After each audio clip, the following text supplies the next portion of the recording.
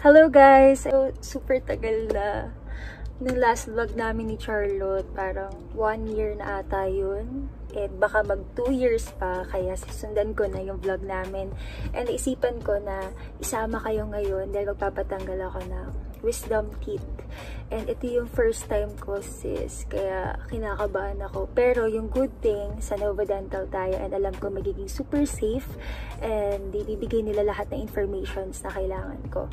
Ayan. So, papakita ko lang din yung damit ko ngayon. Yes. Kay Charlotte to guys. And kung mapapanood mo to, huwag ka na magalit dahil ginagamit mo rin naman yung mga damit ko. Ayan. So, ayan. Sana hindi masyado umulan. Dahil, ayun, kanina umuulan. Ayun. Sana hindi umulan. Ulit-ulit. Samahan niyo ako guys. Papakita ko sa inyo lahat ng mga mangyayari. And yung experience ko pagkatapos ng removal ng wisdom teeth. Kaya tara na!